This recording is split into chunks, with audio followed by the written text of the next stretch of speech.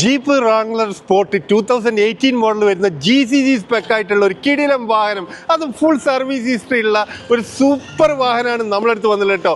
1,30,000 kilometre മാത്രം ഓടിയിട്ടുള്ള GCG spec ആയിട്ടുള്ള well maintained ആയിട്ടുള്ള നീറ്റ് ആൻഡ് ക്ലീൻ ആയിട്ടുള്ള ഒരു സൂപ്പർ വാഹനം.